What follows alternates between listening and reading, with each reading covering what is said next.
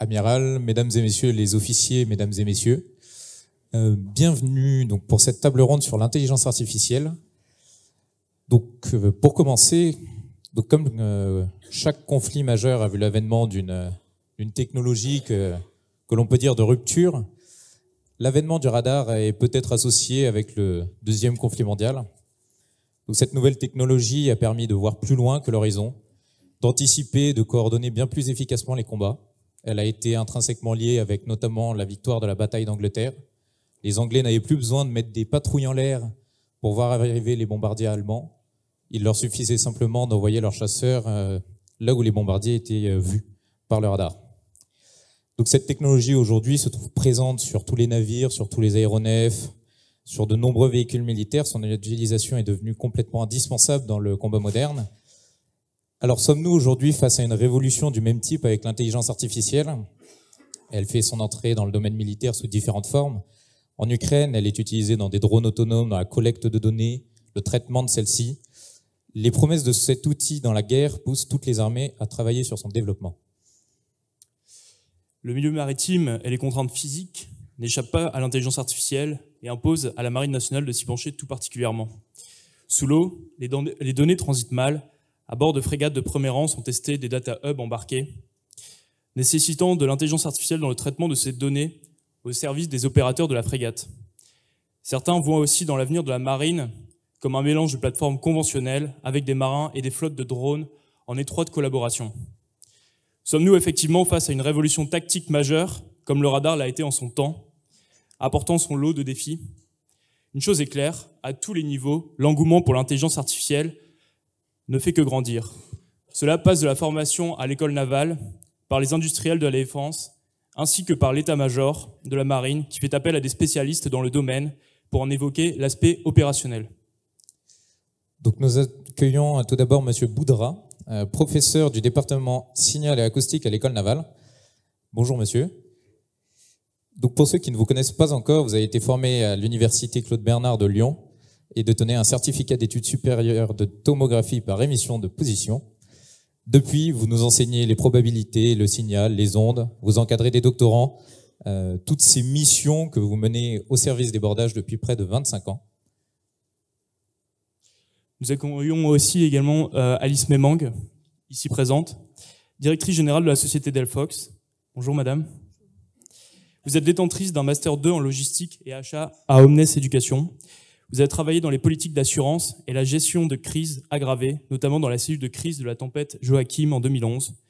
Vous créez ensuite la société Delphox, qui se spécialise sur l'autonomie des systèmes, en particulier sur l'apprentissage par renforcement. Ces recherches sont notamment utilisées pour les drones des guerres des mines. Nous accueillons ensuite Monsieur Raphaël Goletto, responsable ligne de produits autonomie décisionnelle contrôlée chez Naval Group. Bonjour monsieur. Donc vous êtes diplômé de l'école centrale de Lyon. Dès lors, vous travaillez chez Naval Group sur des projets autour des systèmes de combat pour bâtiments de surface, sur les SNLE modernisés et les équipements navals comme les lanceurs Silver. Après un passage sur le programme Australian Future Submarine, vous travaillez depuis 2022 sur le développement de l'autonomie décisionnelle contrôlée, l'ADC, la solution de Naval Group qui permet de faire entrer les drones dans la dimension des systèmes autonomes au profit du système de force navale. Vous avez notamment pu mener à bien les premières campagnes d'essai de mer de l'ADC réalisées en novembre 2022 et avez contribué à la montée en maturité du système au cours des différents essais et expérimentations de l'année 2023, que ce soit les exercices Orion, les Sea Nice and Miracle dans l'encadrement européen ou les expérimentations Typhon. Nous accueillons ensuite M. Marc Delorme, directeur de l'équipe projet intégré lutte sous la mer autonome et surveillance des fonds marins chez Thales. Bonjour monsieur. Vous avez commencé votre carrière dans la Marine nationale car vous êtes issu de la promotion 1986. Vous avez ensuite choisi de servir dans les sous-marins, ce qui vous mènera à commander un SNLE de 2010 à 2012. Vous avez quitté la Marine avec le grade de capitaine de vaisseau. Après ces 25 ans dans le monde sous-marin et la dissuasion nucléaire, vous entrez chez Thales et travaillez dans la ligne de produits de sonar de sous-marins, puis vous vous spécialisez dans les cas des systèmes autonomes. Notre dernier invité est le capitaine de corvette Jean-Pierre Appéré, officier correspondant d'état-major intelligence artificielle au sein du bureau numérique de l'état-major de la Marine. Bonjour commandant. Issu de la promotion 2005 de l'école navale, vous avez pu participer aux opérations sur diverses unités embarquées, du patrouilleur de haute mer à la frégate de défense aérienne en passant par les sous-marins. En 2015, vous passez un Master 2 à l'ENSTA, à la suite duquel vous pratiquez la recherche opérationnelle à Toulon jusqu'en 2019. Puis en 2021, vous rejoignez l'état-major de la Marine pour occuper votre poste actuel. Donc, nous aurons un moment de questions avec le public à la fin. Donc, nous vous prions de garder vos questions pour la fin de cette table ronde. Commençons, si vous le voulez bien, par l'aspect recherche et formation de l'intelligence artificielle, notamment dispensée à l'école navale. Monsieur Boudra, comment l'école navale a injecté l'enseignement de l'intelligence artificielle dans sa formation pour les bordages? Merci pour votre question, parce qu'on se pose la question. Pourquoi enseigner l'intelligence artificielle pour le bordage, hein, donc voilà. Mais quand même, le major général a répondu récemment dans l'amiral Vondier, on ne demande pas d'être des ingénieurs, mais ingénieurs dans vos têtes. Et par conséquent, partant de ça, il faut qu'ils soient aussi bien l'IA dans leur tête. Alors pourquoi, comment on a fait? On a fait comme tous les établissements. Celui temps, quand on dit on a intégré l'IA dans la formation, elle y est déjà, mais elle portait pas son nom. Elle y est à travers les mathématiques appliquées, on en fait. Le raisonnement bayésien, on essaie d'apprendre au bordage comment résoudre un problème dans un environnement incertain à travers ce qu'on appelle le raisonnement bayésien, les probabilités conditionnelles, etc. Et d'ailleurs, dans ce qu'on appelle les réseaux de neurones, etc., on utilise une fonction magique, c'est ce qu'on appelle la fonction de vraisemblance, qui n'est autre qu'une probabilité conditionnelle. Donc, c'est des choses qu'on en fait déjà, qu'on enseigne, mais on n'appelle pas ça, parce que c'est pas qu'on se censure, mais on a déjà les ingrédients. Maintenant, sauf qu'on l'affiche.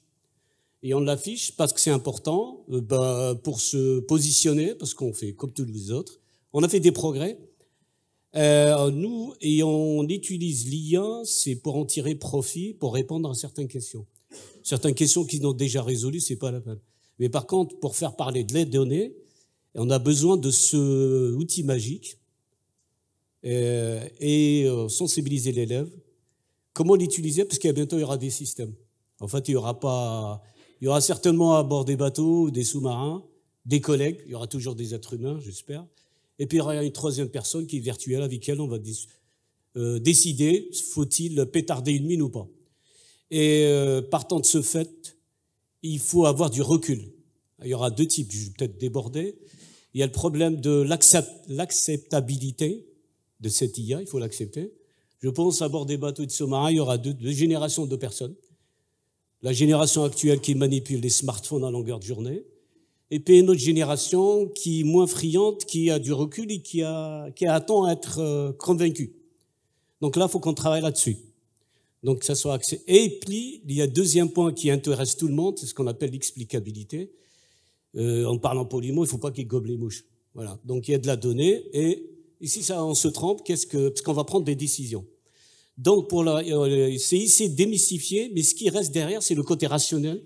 C'est des mathématiques appliquées, c'est ce qu'on va faire avancer. C'est pas des boîtes noires, on met des données, ça sort. Si c'est ça, c'est triste, on n'a rien inventé. Voilà.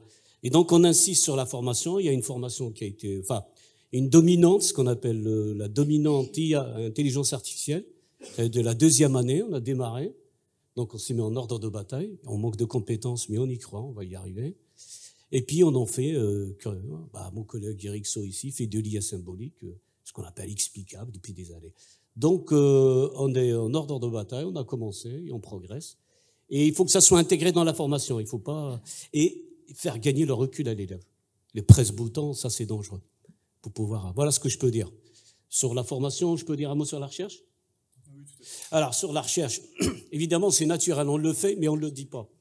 Alors quelques projets qu'on a actuellement, c'est la détection MAD, financée en partie par l'AID Thales. Vous savez qu'il y a des nouveaux capteurs maintenant qui équipent les nouveaux Patmar avec des super rapports signal-bruit. On se pose la question s'il ne faut pas injecter. En fait, on a un capteur et on revoit jadis, il y avait un traitement de signal. Maintenant, il y a un traitement de signal qui est à base de l'IA. On va regarder qu'est-ce qu'on peut apporter, jusqu'à quelle profondeur on va détecter le projet l'objet ferromagnétique recherché. Donc, on travaille sur ces aspects-là. Et on a une deuxième, par exemple, à travers des projets, des thèses, guerre électronique, détection, ce qu'on appelle des émetteurs radars, dans un endroit où il y a beaucoup d'émetteurs, et quels sont les outils mathématiques, en particulier on va faire appel à l'IA, pour pouvoir dire il y a tel ou tel radar de telle ou telle signature. Donc ça c'est pas gagné, mais c'est un nouveau challenge. On a, à titre indicatif, aussi les problématiques des drones sans GNSS. Vous savez que si vous n'avez pas de GNSS, tout tombe à l'eau. Donc on essaie à travers un projet dit tectonique, comment pour un vecteur donné faire une mission et y revenir. Ici, il n'y a pas de GNSS qui va faire. Enfin, j'ai cru comprendre ce matin qu'on a parlé de la résilience, on se mettra en résilience tout le temps. Il y a la solution A et B. Et quelque chose dont on y tient beaucoup, peut-être parce que je suis physicien de formation, c'est garder la physique. Si on perd la physique, c'est fini. C'est des boîtes noires et on ne contrôle rien. Donc on essaie de donner de la valeur, garder la physique. Ça s'appelle l'IA physique, on travaille là-dessus. On démarre avec des partenaires aux arts et métiers, mais pas que, à l'Insta Bretagne, et on se met celle là-dessus. Alors pour résumer, le bordage, on essaie de préparer, et on ne le fait pas avec nous, on fait appel à des intervenants très compétents, et sur la recherche également. Donc voilà, ce que je peux dire. Merci beaucoup. Madame Aimant, sur la recherche, justement, vous avez créé la société Delphox, qui est une pionnière dans l'apprentissage par renforcement en profondeur. Est-ce que vous pourriez nous en dire un peu plus sur justement ce sujet? Merci beaucoup. Donc effectivement, on a créé Delphox en 2018. Donc c'est une jeune entreprise innovante qui a 6 ans aujourd'hui précisément. Delphox est spécialisé en intelligence artificielle et donc de façon très spécifique en apprentissage par renforcement profond. Avant de développer ce point-là, je vais proposer une définition de l'intelligence artificielle du point de vue Delphox tel que nous la pratiquons.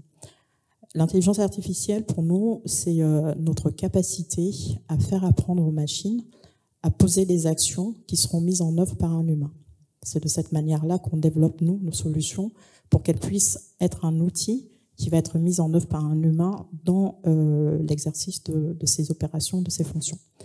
Dans ce sens-là, l'intelligence artificielle, il y a effectivement une notion d'apprentissage forte qu'on a développée et qui sous-tend finalement toutes les sous-technologies d'intelligence artificielle, le machine learning, le deep learning et le deep reinforcement learning. Donc chez Delphox, on développe effectivement une expertise assez transverse sur l'ensemble de ces technologies et donc particulièrement l'apprentissage par renforcement profond. L'apprentissage par renforcement profond, c'est ce qui nous a permis de développer ce qu'on appelle chez Delphox des systèmes autonomes et apprenants. Les systèmes autonomes et apprenants, SAA pour l'acronyme, ce sont des systèmes qui ont la capacité d'apprendre des situations rencontrées et de s'adapter en conséquence. Donc là, il y a 3 points. Il y a des systèmes qui évoluent dans des environnements, donc qui doivent s'adapter dans ces environnements-là, qui vont rencontrer des situations au sein de ces environnements et donc ils doivent gérer des aléas, des imprévus et qui vont s'adapter en conséquence pour proposer finalement des solutions pour atteindre leur objectif donné. Ça, c'est le cœur de notre expertise, c'est le cœur de notre métier. Et donc pour faire cela, on développe à la fois une offre de services qui permet d'accompagner nos clients de bout en bout, qu'il s'agisse d'institutionnels, d'industriels, en fonction de leurs besoins, mais en parallèle, on a développé une plateforme donc, qui s'appelle RealMind, qui finalement va permettre de mettre au niveau de l'utilisateur, de l'opérationnel, cette technologie puissante et qui va lui permettre finalement de faire lui-même ses propres apprentissages, de créer ses propres systèmes autonomes et de les mettre en œuvre au sein de son environnement opérationnel. Pour rajouter un propos là-dessus sur le fonctionnement de la plateforme et de la technologie sous-jacente, l'apprentissage par renforcement profond est pour nous aujourd'hui l'une des technologies les plus puissantes de l'intelligence artificielle car elle permet vraiment de mettre en œuvre l'autonomie. On parle vraiment d'autonomie. Ça veut dire quoi? Ça veut dire que l'apprentissage qu'il y a dessous, c'est un apprentissage spécifique. Contrairement aux autres technologies d'IA que j'ai pu citer, l'apprentissage va principalement reposer sur un environnement de simulation et beaucoup moins sur des données. Pourquoi pas sur des données? Pour plusieurs raisons, je vais en citer quelques-unes. L'une des principales raisons, c'est que les applications, parce que nous, on est vraiment dans de l'IA applicative, les applications qu'on développe, les problématiques qu'on résout pour nos clients sont des problématiques complexes, des problématiques parfois inédites, sur lesquelles on n'a pas un recul suffisant pour avoir des masses, des volumes de données importantes pour pouvoir baser des apprentissages probants. Ça, c'est le premier point.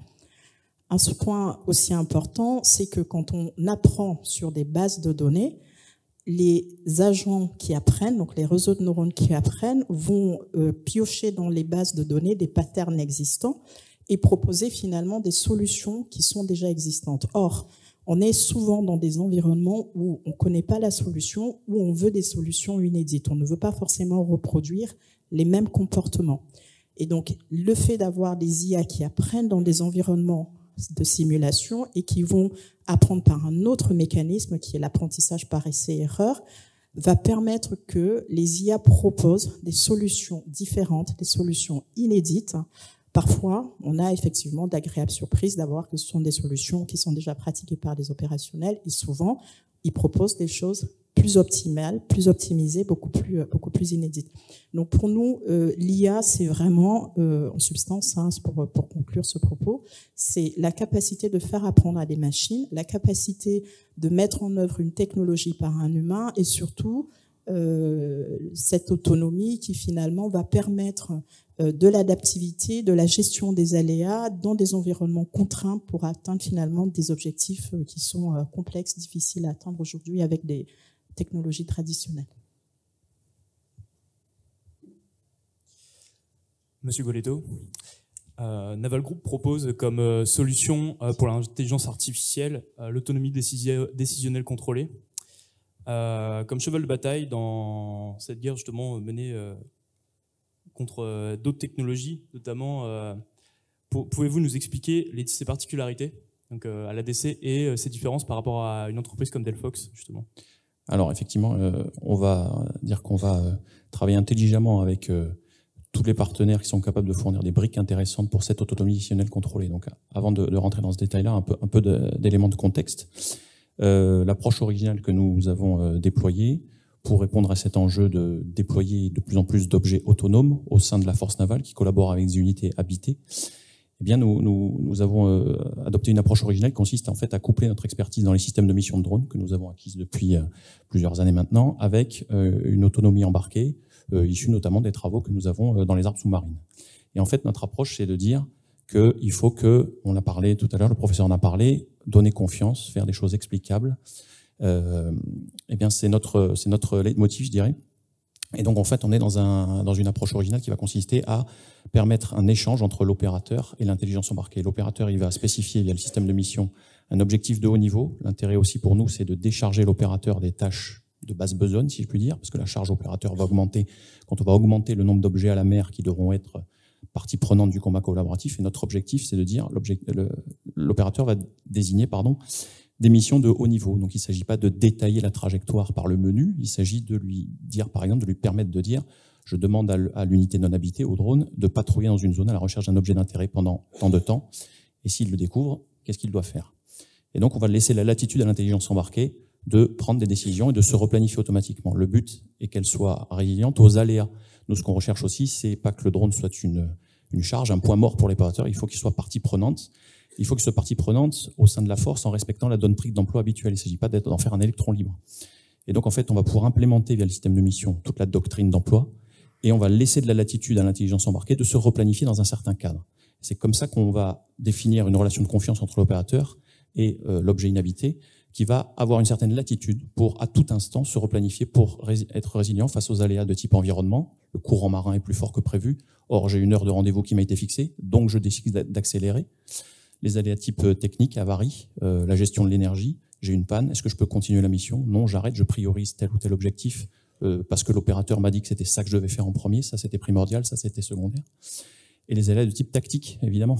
Qu'est-ce qui se passe sur le théâtre? Est-ce que j'ai des objets qui cherchent à m'agresser? Est-ce que j'ai des objets amis? Comment j'interagis avec eux? Donc en fait, notre démarche, elle vise à déployer une architecture résiliente, cybersécurisée bien évidemment, puisqu'on le sait, on s'expose à des menaces cyber également, pour aboutir à des solutions fiables, inviolables, létales et inaltérables. Et donc, on va construire cette confiance comme ça au fil de l'eau. On va laisser la latitude à l'objet inhabité de dérouler comme ça sa mission. Et régulièrement, on va pouvoir aussi lui demander de faire des points de rendez-vous pour rendre compte et dire ce qui se passe. On va laisser la main à l'opérateur à ce moment-là de pouvoir replanifier éventuellement en s'adaptant à ce que le drone aura repéré sur le théâtre. Et donc, petit à petit, comme ça, on va établir un lien de confiance entre l'opérateur et la machine. Et donc, c'est très important pour nous de donner un outil aux marines utilisatrices sur lequel elles puissent vraiment compter pour dérouler toutes les tâches qui s'inscrivent dans le combat collaboratif. Et donc, en fait, ce qu'on fait, c'est qu'on a toute une architecture d'intelligence embarquée qui est basée sur des technologies IA variées.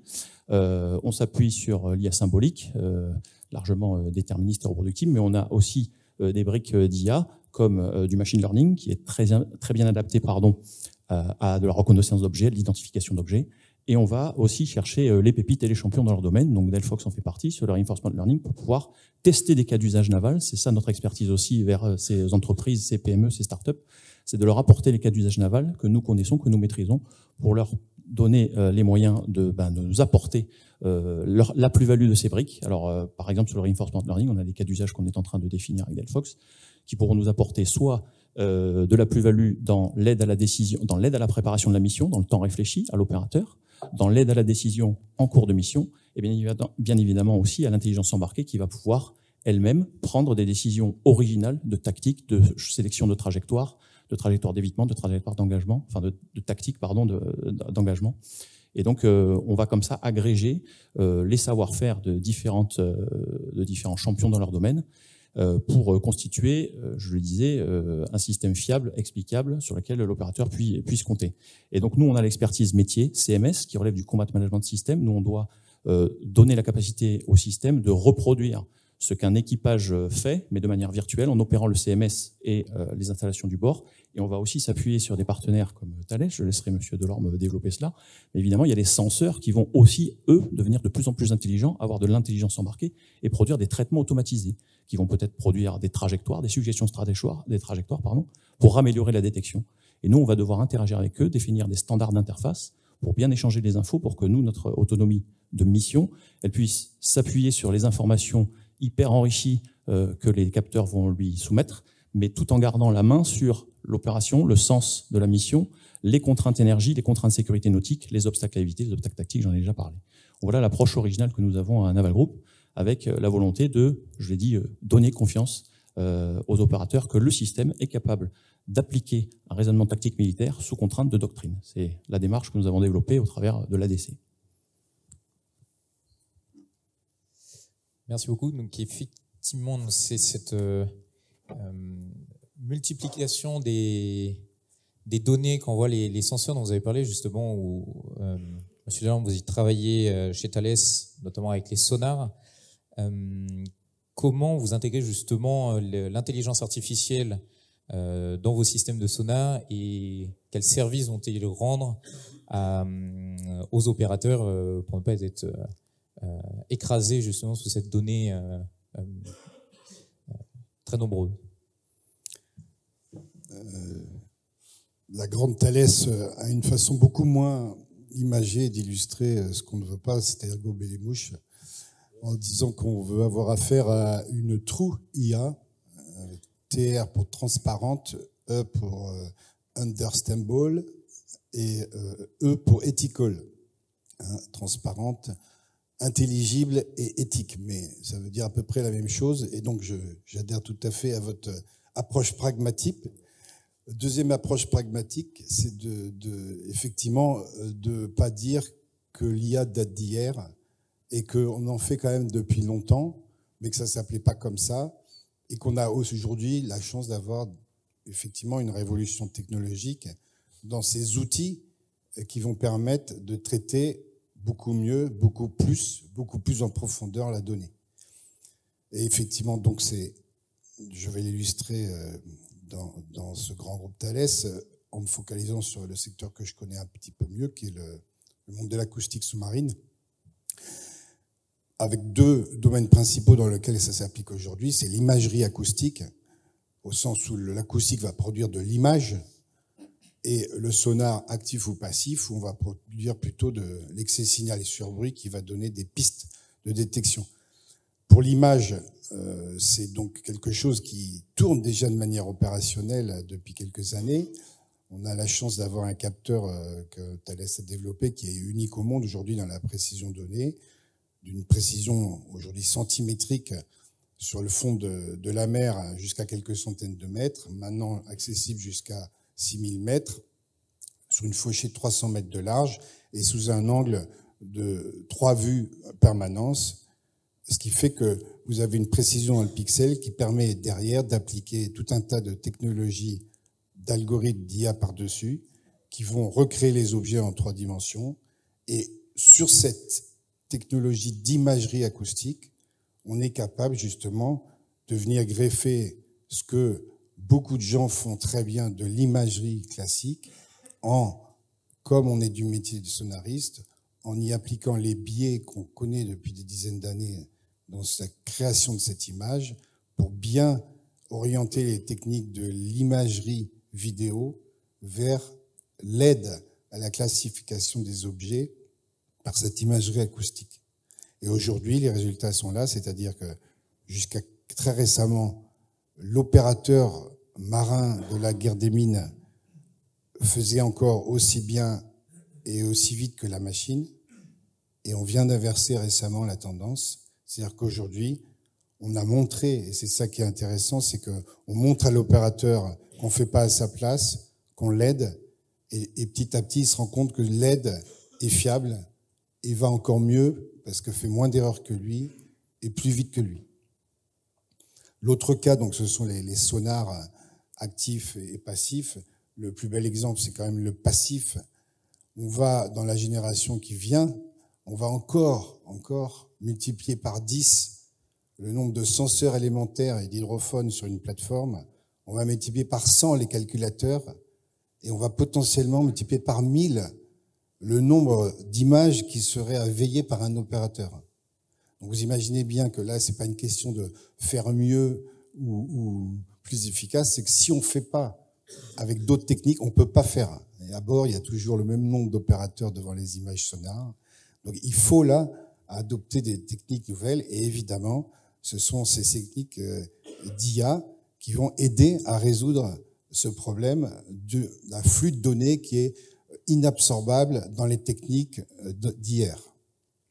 Donc pour ça, il faut mettre toute la science du sonariste dedans, c'est-à-dire qu'on va aller pas traiter le signal, pour ceux qui connaissent l'architecture d'un sonar, je fais vite quand même, mais de l'hydrophone à la formation de voix, au traitement du signal, puis traitement de la donnée. On va pas que traiter la donnée en fin de chaîne de traitement, mais on va aller chercher à chaque étage jusqu'à l'hydrophone, et c'est le brassement intelligent de tous ces étages-là qui finalement va amener la plus-value qu'on n'aurait peut-être pas vue autrement.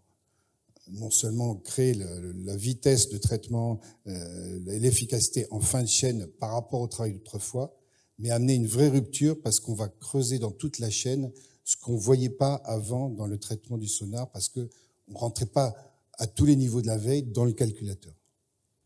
Donc ça, aujourd'hui, c'est fait, c'est perceptible, ça donne des résultats. Pour illustrer encore par un chiffre, typiquement, un sonar passif, vous donnez très caractériellement à tel instant, de tel azimut, je vois un signal qui a par exemple une fréquence. On le caractérisait donc par 3-4 paramètres. Aujourd'hui, chaque événement, on peut le caractériser par 96 paramètres. 96 paramètres pour caractériser un événement. Donc vous imaginez derrière les calculs qu'on peut faire sur ces 96 caractéristiques et qui font émerger du signal, des croisements entre les infos qu'on n'avait pas vus. Et je rejoins cette idée de souci de travailler sur le petit nombre. Dans l'acoustique sous-marine et la recherche de cibles pertinentes, on n'est pas sur le grand nombre non plus. On n'a pas des centaines de milliers de cas d'objets d'intérêt dont on connaît la signature acoustique et qui serait intéressant à retrouver. Donc il faut travailler en fait sur ces petits nombres. Et la démarche est non pas d'aller essayer de reconnaître ce qu'on cherche, mais d'éliminer ce qu'on connaît. Donc on essaie plutôt d'enlever du paysage des opérateurs tout ce qui est sans intérêt. Mais encore faut-il, pour le déclarer sans intérêt, de l'avoir justement assimilé sous tous ces critères pour y parvenir. Voilà à peu près l'état d'esprit aujourd'hui dans cette démarche. Commandant, il a été souligné l'importance du rôle d'avoir toujours un opérateur dans la chaîne décisionnelle dans des systèmes autonomes. Et également été soulignée la notion d'efficacité. Et donc ma question va porter sur envisage-t-on des changements profonds dans la doctrine, car sommes-nous prêts à envisager des systèmes plus autonomes afin de ne pas manquer un nouveau tremplin technologique, comme cela a été notamment pour les drones à partir des années 2000? Très bonne question. Effectivement, ce qu'on a souligné ici, c'est l'émergence, enfin l'importance de l'utilisation de l'intelligence artificielle dans les cas d'usage sur lesquels vous travaillez. Aujourd'hui, on a bien vu dans les propos introductifs qu'on a une multiplication de la conflictualité sur les théâtres marins, et pour autant, nos nouveaux bateaux, ils ont toujours une certaine inertie pour sortir, pour être à disposition, avoir des frégates entièrement numériques dans lesquelles on pourrait avoir des systèmes d'IA qui nous aident à traiter cette donnée-là. Donc, la marine a pris le problème un peu à bras-le-corps en 2020 en se dotant d'une politique de la donnée marine, où l'idée c'était de se dire comment on fait avec nos bateaux actuels, nos systèmes actuels, pour déjà capitaliser sur ce qu'on possède, sur ce qu'on observe sur les théâtres. Alors, propos liminaire, c'est effectivement, un point que je n'ai pas souligné, c'est que une partie des intelligences artificielles nécessitent de la donnée opérationnelle pour être configurée et répondre à un besoin militaire. C'est-à-dire que faire de l'IA pour faire de l'IA, c'est évidemment, on conviendrait tous que ça n'a pas beaucoup de sens. Il faut bien que ça serve un objectif opérationnel. Or, pour configurer une IA à servir un objectif opérationnel, il faut bien l'entraîner sur des données opérationnelles. Ça, c'est le premier point. Effectivement, vous avez abordé dans vos propos respectifs l'aspect de simulation qui permet déjà d'avoir des résultats intéressants. Il n'empêche que avec des données réelles, des données issues du terrain, ça marche encore mieux. Donc la première chose que la marine a faite en 2020, c'est de se doter justement de cette politique de la donnée, qui nous permet dans un premier temps de stopper ce qu'on appelle l'évaporation de la donnée, c'est-à-dire que sur nos bateaux actuels ou même nos bateaux qui sont toujours en opération, on a des données qui transitent dans le système de combat qui ne sont pas forcément toujours archivées et qui pourtant ont intérêt justement pour configurer les IA qui sont préparées chez nos industriels.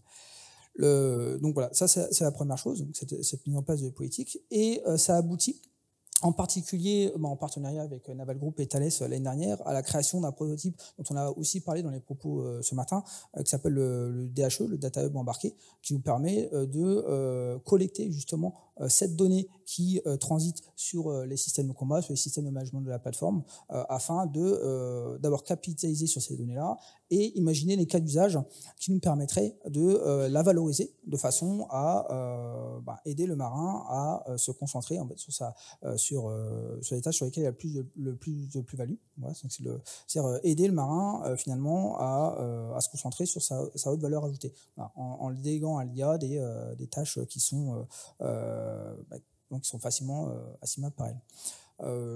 Je prends un exemple très concret. Là, on a largement parlé des systèmes autonomes, mais on peut aussi parler de l'évolution des situations tactiques. On l'a dit ce matin, nous avons un horizon en tout cas de connaissance de la situation de théâtre qui est de plus en plus grande, et pour autant, on l'a dit aussi ici, c'est que les équipages restent les mêmes, voire diminuent. Sur les frames, vous avez des équipages optimisés, donc on a probablement moins d'opérateurs pour traiter une information qui est de plus en plus grande. Alors comment on fait pour que l'IA puisse, en tout cas, quels outils on peut mettre en place pour aider l'opérateur à se concentrer sur les signaux qui sont d'intérêt pour lui. En particulier, l'IA peut répondre à la question, mais à condition de l'avoir configurée avec des données opérationnelles, des données de théâtre, données sur lesquelles les marins ont déjà mis de la valeur ajoutée pour qu'on puisse, dans le processus d'apprentissage de l'IA, savoir que c'est ce type de comportement qu'il faut rechercher sur un adversaire ou en tout cas sur une cible à classifier ou à identifier. Voilà, donc ça c'est les sujets sur lesquels on a travaillé concrètement ces derniers temps. Donc, on l'a dit ce matin avec la mise en place du DHE en particulier sur la Provence. Et enfin, un point aussi, c'est de travailler sur l'aspect pragmatique des IA. C'est effectivement les cas d'usage servent avant tout à aider le marin finalement à chercher l'aiguille dans la boîte de foin. Et après, donc, là j'évoquais surtout les aspects d'IA embarquée. On peut généraliser ces questions d'IA également sur l'IA au niveau au niveau du renseignement, au niveau de la connaissance du théâtre. Là, on va plutôt se baser sur des programmes interarmés comme Artemisia qui permettent d'élaborer des cas d'usage avec des centres de calculateurs pour traiter des données de théâtre. Et enfin, on ne doit pas non plus oublier que sur les aspects on va dire d'aide à la décision pour l'ensemble marin, on a aussi la partie organique. C'est-à-dire que vous avez, vous savez que pour partir en opération, il faut d'abord préparer les opérations, ou préparer les missions, c'est-à-dire préparer les équipages, préparer les bateaux, et vous avez tout le soutien derrière qui potentiellement a aussi des cas d'usage pour se décharger du temps à réfléchir sur la haute valeur ajoutée. Donc on a aussi des réflexions sur l'utilisation des IA au niveau organique, au niveau état-major, pour nous aider à accomplir des tâches de façon plus rapide. En particulier, vous avez suivi, depuis les dernières GSN, vous avez suivi l'émergence des IA génératives type ChatGPT. Effectivement, et ça revient sur mon propos liminaire, c'est-à-dire que si vous prenez ChatGPT, il peut vous faire un bel exposé sur l'histoire de France depuis la Révolution jusqu'à maintenant. Maintenant, si vous lui demandez de faire une fiche sur quelles doivent être les composantes à mettre sur une frégate pour répondre à tel ou tel besoin capacitaire de la marine, il va être bien embêté, quoi. Donc on a aussi cet impératif de pouvoir traiter des données qui nous sont propres, qui sont issues de nos travaux précédents, qui sont issues de notre own connaissance. Donc on a également ces travaux, en tout cas de configuration d'IA générative sur nos sujets propres. On travaille également sur ces questions-là. Merci. Donc, je me demandais à chaque fois que vous parlez donc des IA justement qui sont formées dans un certain cadre, on contrôle que ce soit les données ou l'environnement dans lequel on va les faire évoluer pour qu'elles apprennent à prendre leurs décisions, mais que vous avez parlé des IA génératives, justement des IA qui prennent leur apprentissage avec beaucoup plus d'autonomie, pourraient proposer plus de solutions et aller plus vite dans l'apprentissage que celles qu'on contrôle, et donc gagner du temps. Est-ce que c'est envisageable, ou on aurait justement un risque de perdre le contrôle donc de perdre en contrôle des décisions qui ne seraient pas conformes à ce qu'on voudrait sur le terrain? Est-ce qu'il est envisageable donc d'apprendre de pousser les intelligences artificielles à apprendre avec moins de cadres?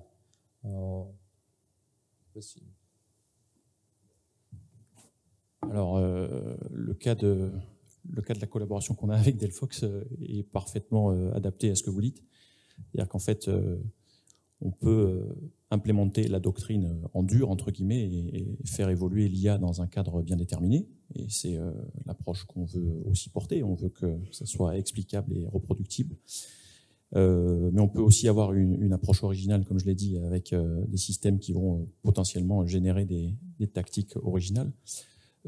L'enjeu pour nous, c'est, je le redirai encore une fois, la confiance et l'explicabilité. C'est-à-dire que si on arrive quand même à expliquer pourquoi l'IA a pris ces décisions-là, il faut qu'on puisse lâcher un peu la bride sur ces briques IA pour qu'on puisse éventuellement les intégrer dans nos systèmes. Après, rien ne nous empêche de conjuguer les deux approches, c'est-à-dire d'avoir une IA qui respecte scrupuleusement la doctrine, qui collabore au sein d'un système embarqué avec une IA qui peut générer des tactiques un peu originales et selon un sélecteur de mode, entre guillemets, type temps de paix, temps de crise, temps de guerre, donner une latitude supplémentaire. Ça aussi, ce sont des choses qu'on peut qu'on peut déployer avec des hyperviseurs embarqués qui vont appliquer un niveau de safety logiciel qui va être, entre guillemets, à géométrie variable selon le contexte opérationnel dans lequel on va se déployer. Donc on est tout à fait capable d'intégrer des IA qui vont peut-être générer des tactiques qui sortent un peu d'un contexte normatif d'une doctrine, mais ça restera à la main de l'opérateur toujours de définir s'il laisse à la machine, à l'IA, cette latitude-là supplémentaire. Dans l'approche que nous avons, la doctrine, enfin le niveau de replanification autonome qu'on laisse à l'intelligence embarquée, c'est l'opérateur qui les détermine. S'il veut que l'intelligence embarquée respecte scrupuleusement les règles qu'on lui a inculquées, ben, il le déterminera. S'il veut que l'IA puisse faire preuve, si je puis dire, d'originalité, ben, il le déterminera aussi. Ça restera toujours à la main de l'opérateur de lâcher plus ou moins la bride de cette IA embarquée dans le cadre de sa mission. Et c'est le contexte opérationnel qui lui dira s'il décide ou pas de franchir le pas. Mais ça restera à la main de l'opérateur. En tout cas, j'envisage pas que ça soit autrement pour l'instant. Je vais compléter le propos de M. Goletto sur notre collaboration avec Naval Group. On a deux formes d'apprentissage.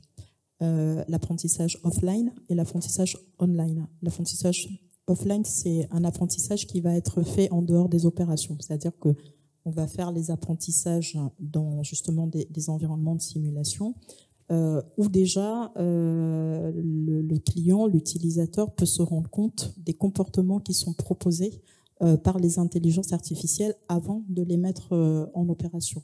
Et on développe en même temps que ces apprentissages sont faits des techniques d'explicabilité qui permettent déjà à l'opérateur de pouvoir justifier, de pouvoir comprendre plus que justifier les comportements qui ont été proposés dans les apprentissages par les IA. Donc il peut sonder en posant des questions avec des informations claires les apprentissages pour savoir si certains paramètres sont pris en compte dans la décision qui est proposée par l'IA. On en est là aujourd'hui. L'étape d'après, c'est donc de valider l'embarquabilité, donc de ces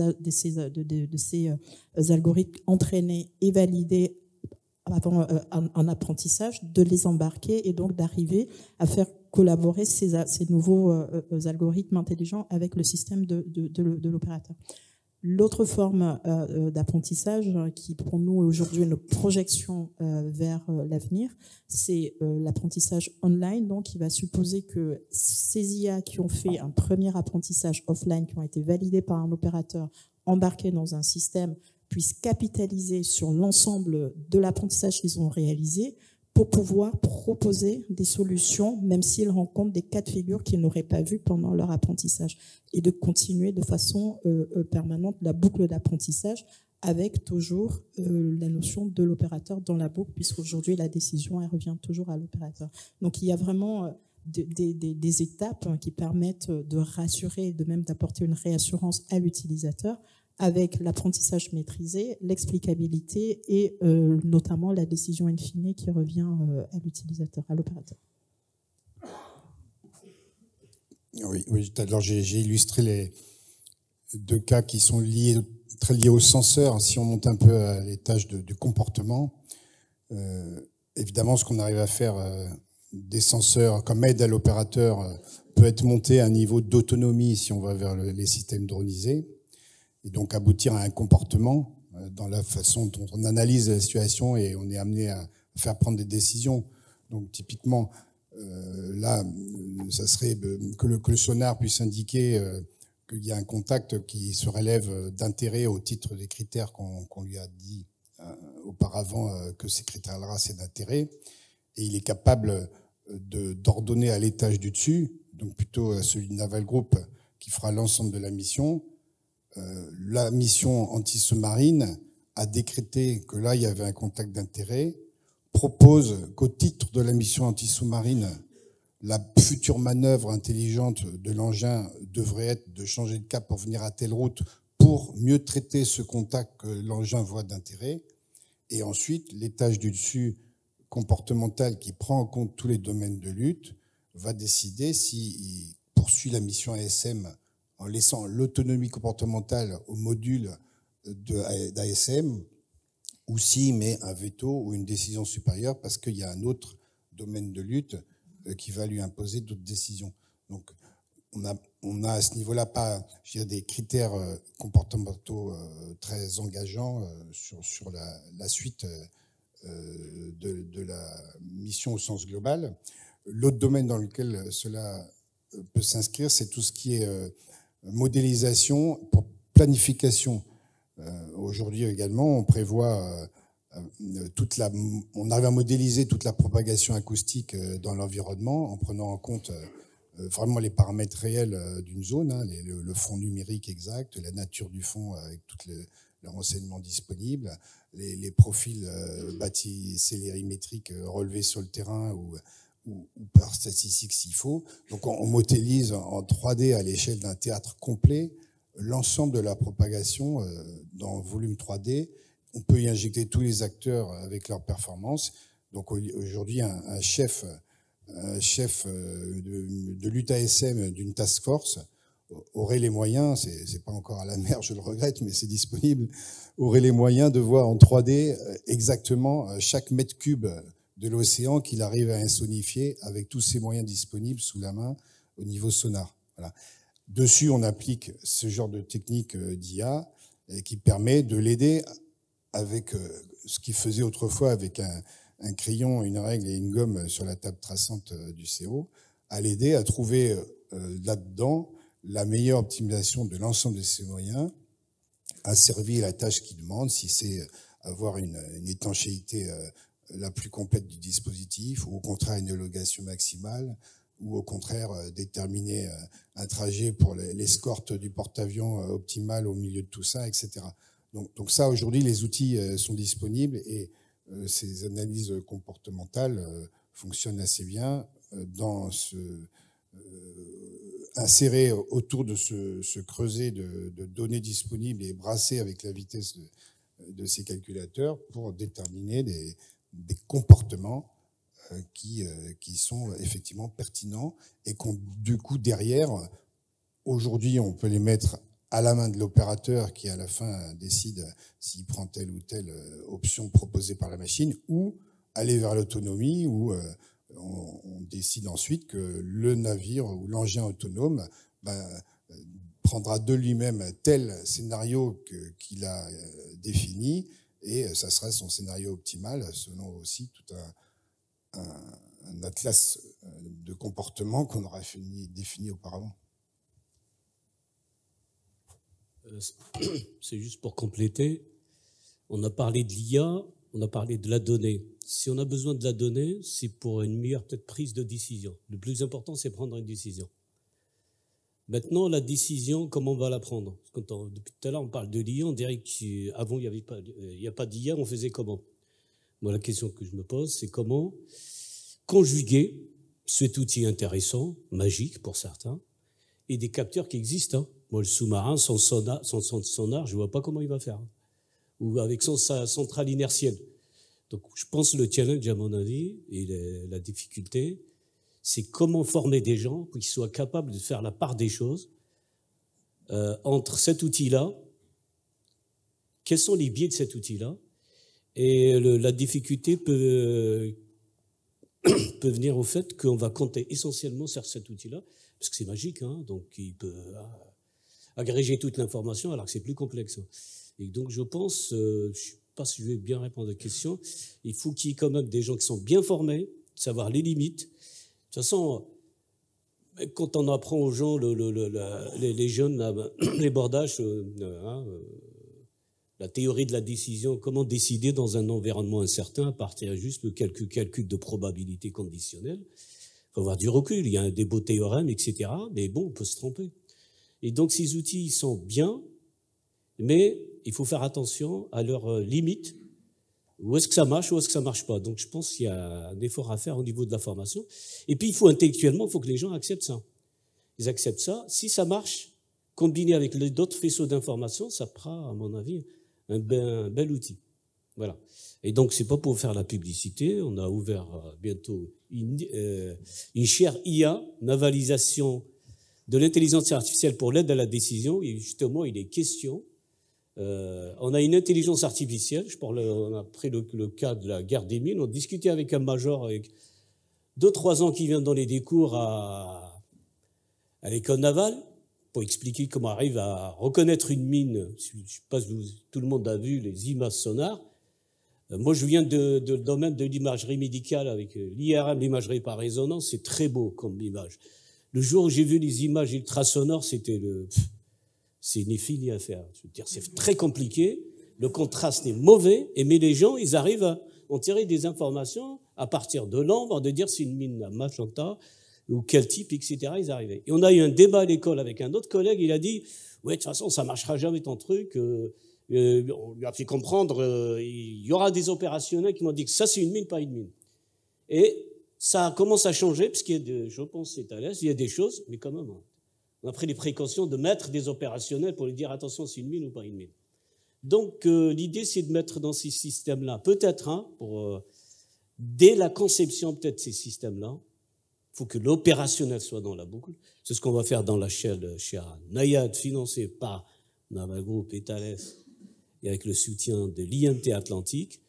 Comment un collaborateur virtuel, il est là, il va décider avec nous s'il y a une cible ou c'est une fausse alarme.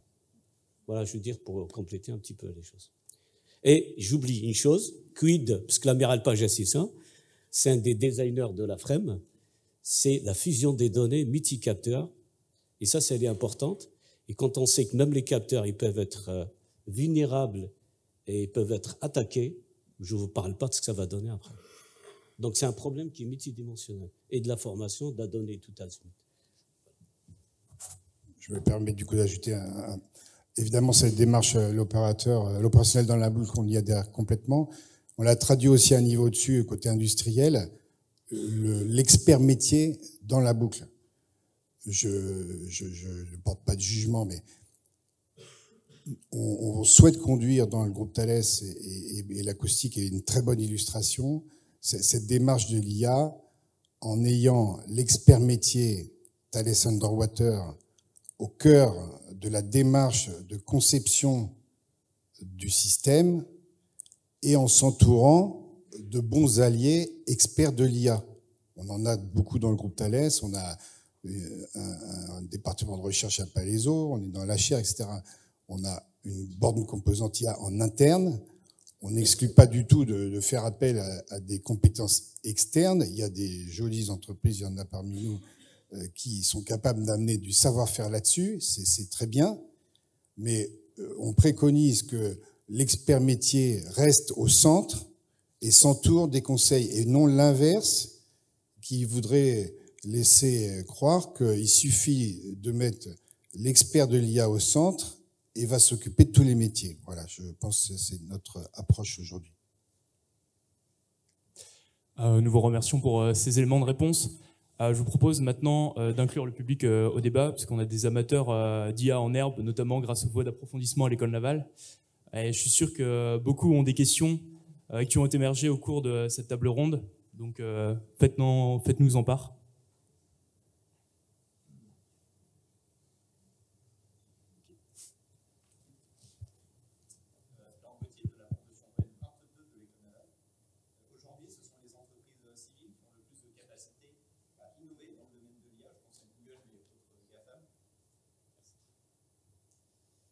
Ces entreprises mettent leur technologie à disposition du grand public à travers leurs drones ou leurs smartphones, par exemple. Alors, est-ce que vous pensez que des technologies novatrices en termes d'IA, développées par des entreprises civiles pour le grand public, puissent intéresser la Marine nationale dans un contexte opérationnel? Merci. Je vais donner quelques éléments de réponse pour ma part. Oui, effectivement, c'est intéressant pour la simple et bonne raison que pour l'instant, nous, ces technologies-là, on n'a pas encore les capacités de créer des modèles d'IA qui puissent répondre aux mêmes enjeux ou au même type de cas d'usage qui pourrait être fait. Je vous donnais l'exemple tout à l'heure d'utilisation d'IA générative type ChatGPT pour faire des fiches d'état-major. Globalement, aujourd'hui, on n'a pas développé en interne marine un modèle pour faire de la génération de texte, puisque c'est des modèles qui demandent des puissances de calcul phénoménales pour être entraînés. Donc la stratégie aujourd'hui, l'idée aujourd'hui, c'est de se dire, on comprend les modèles on va plutôt prendre ceux qui sont open source, puisqu'il y a plus de chances de pouvoir vérifier de la façon dont ils ont été entraînés, donc ils ont été pré-entraînés, et on va les affiner En tout cas, on va les spécialiser avec nos données, mais par contre sur nos calculateurs propres. Voilà. On a notamment avec le CSDM, on s'est doté d'une capacité à faire de l'entraînement d'IA générative, et on peut faire de l'apprentissage sur nos données et ensuite les spécialiser sur les questions qu'on peut poser. Voilà. Aujourd'hui, ce qu'il faut voir sur ces IA, c'est que les GAFAM ont réussi parce qu'ils ont des moyens colossaux. En termes financiers, en termes de puissance de calcul, en termes d'énergie disponible, en termes de GPU, et c'est compliqué d'arriver à ce niveau-là. Donc autant profiter de leur travail et affiner par contre sur nos bases de connaissances. Ouais, je compléterai juste. Oui, et bien sûr, il faut s'y intéresser. On ne peut pas ne pas s'y intéresser, mais la souveraineté reste le maître mot, je pense. Vérifier quand on envoie nos données pour entraîner ces agents, où est-ce qu'elles partent. Bon, moi, j'ai pas trop envie d'expliquer à ChatGPT comment l'ADC fonctionne, par exemple. Bon, voilà, après.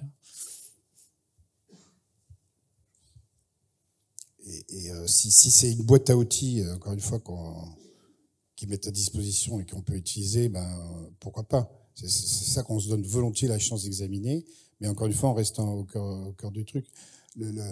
Le ChatGPT, beaucoup d'IA que vous avez en tête, c'est de l'IA qui travaille sur des bases de données stockées, et puis on n'est pas contraint par le temps.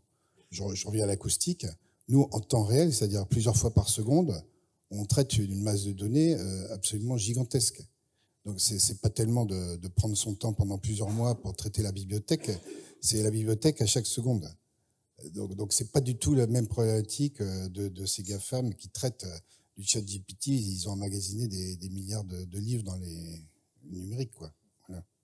Donc que ces gens-là aient des bonnes idées, on est à l'affût. Si ces bonnes idées servent nos soucis, très bien. Mais c'est nos soucis et on veut que ça soit nous qui maîtrisions l'outil qui viendra sur nos soucis.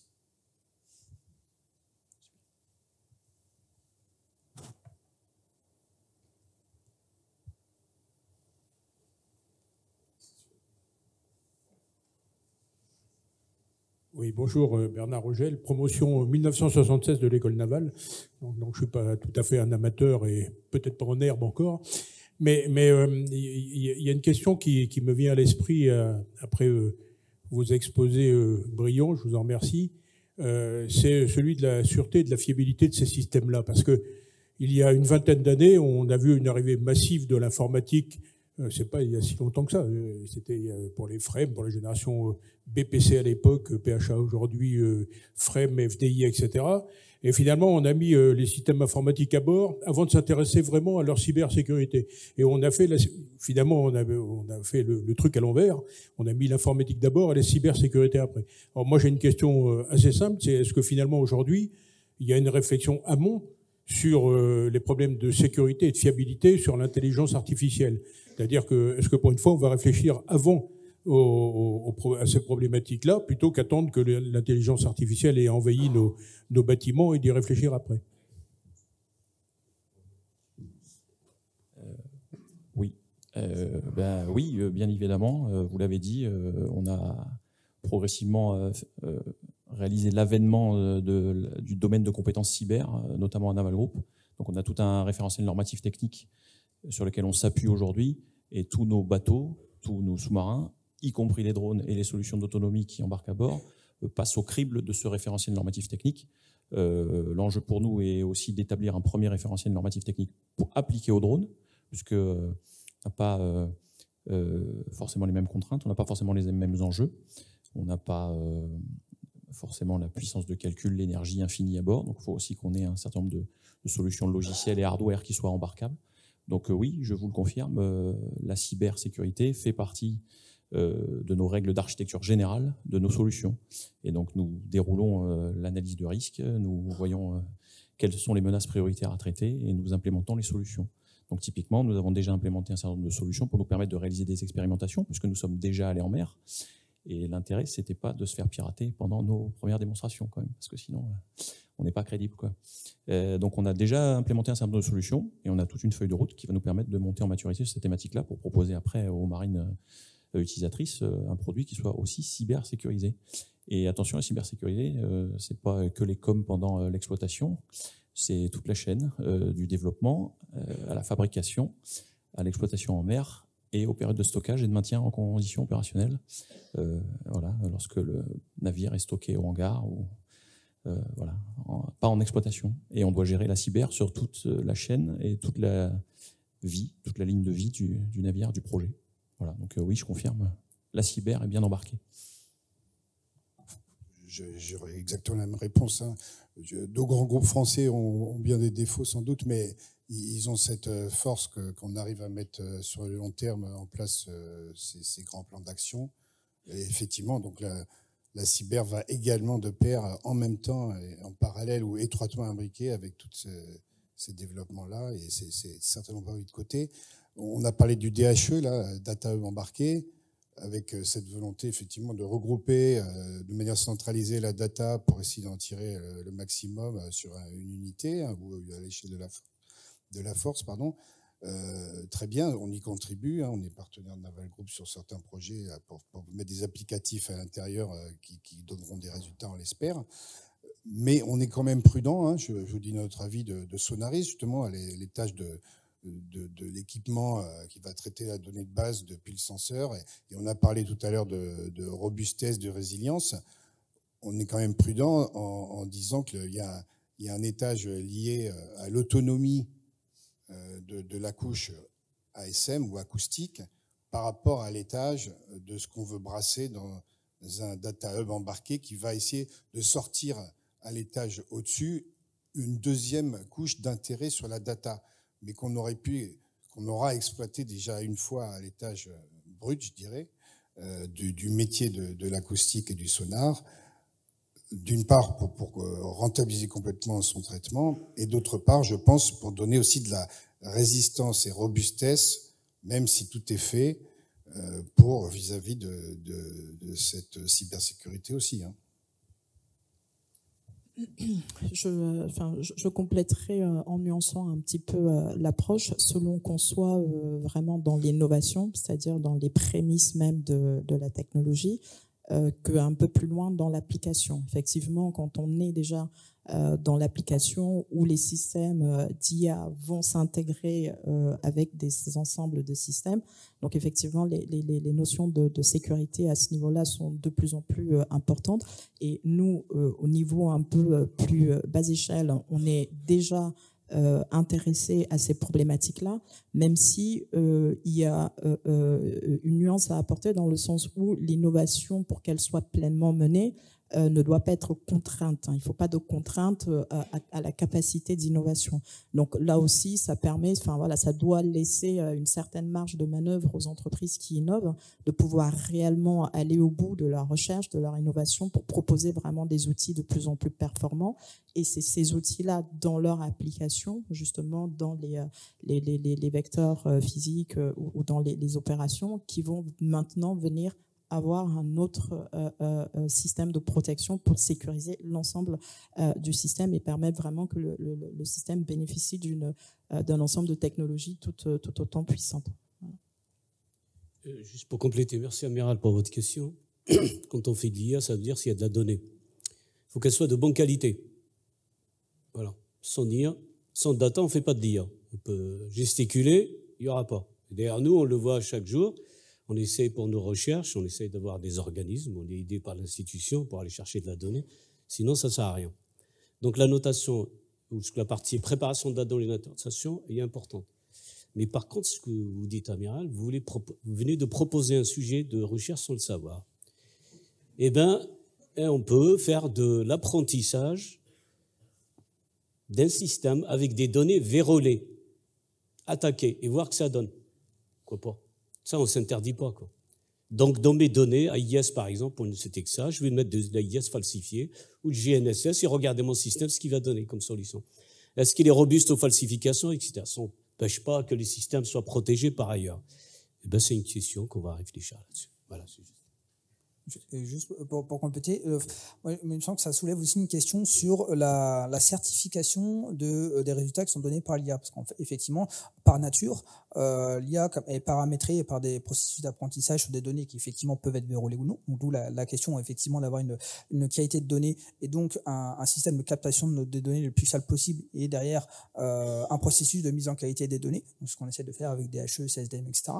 Mais ça n'enlève pas le fait qu'on est aujourd'hui, à ma connaissance, pas capable de certifier que dans 95% ou 82% des cas, l'IA va faire ce pourquoi elle a été designée. Un exemple tout bête, quand vous prenez le domaine de la voiture autonome, il y a quelques années, quelques temps de ça aux États-Unis, vous avez eu un accident avec une voiture autonome qui est passée sous un semi-remorque parce qu'elle avait confondu l'essuie arrière, la citerne et le truc avec un panneau de signalisation au-dessus d'elle. Et elle s'est dit, bon, c'est un panneau de signalisation, je peux passer en dessous. En fait, non, elle s'est encastrée, parce que le chauffeur, évidemment, ne regardait pas non plus, mais du coup, elle s'est encastrée sous la remorque. Et c'était un cas qui n'avait jamais été envisagé dans le processus d'apprentissage de l'IA de reconnaissance d'image de la voiture. Et donc finalement, la question qu'on peut se poser nous aussi, c'est savoir si tous les IA qu'on va pouvoir mettre en œuvre, tous les cas d'usage qu'on va pouvoir imaginer pour répondre à un besoin militaire, est-ce que dans le cadre d'un combat du combat naval, est-ce que une initiative particulière de l'adversaire va pas mettre en défaut les processus d'apprentissage qu'on aura fait? À ma connaissance, je ne suis pas certain qu'on ait encore répondu à cette question-là. Mais effectivement, mais les premiers points, comme disait M. Borra, c'est d'abord de mettre en qualité nos données sur des systèmes souverains avec nos propres capacités de calcul pour éviter déjà l'empoisonnement par des adversaires. Merci pour ces différentes réponses. Nous allons conclure cette table ronde. Donc en conclusion de cette table ronde fascinante qui était centrée autour de l'intelligence artificielle pour ceux qui seraient endormis, dans le contexte militaire, il est clair que nous entrons dans une ère où les avancées technologiques redéfinissent fondamentalement la nature de la défense et de la sécurité nationale. L'intégration de l'IA dans les opérations militaires et maritimes présente des opportunités considérables, mais aussi des défis complexes qui nécessitent une réflexion éthique et stratégique bien définie. L'IA offre des avantages indéniables en termes de prise de décision rapide, comme on a pu le voir, de prévision stratégique et de renforcement des capacités opérationnelles. Cependant, cela soulève également des questions éthiques, notamment ce qui concerne l'autonomie des systèmes d'armement et la protection des droits de l'homme dans les conflits armés. La transparence, la responsabilité et la conformité aux normes internationales doivent guider le développement et l'utilisation de l'IA dans le domaine militaire. De ce fait, l'intelligence artificielle est une force perturbatrice qui déplace l'équilibre des opérations militaires et maritimes. Le défi réside alors dans la nécessité de joindre l'efficacité opérationnelle aux normes éthiques et légales. En travaillant de concert avec la pluralité des acteurs de l'IA, comme chacun de vous représente, la Marine nationale peut tirer parti de cette révolution technologique tout en étant fidèle à ses valeurs pour garantir la pérennité de la sécurité nationale. Merci à tous pour votre engagement dans cette discussion cruciale pour l'avenir de nos forces armées.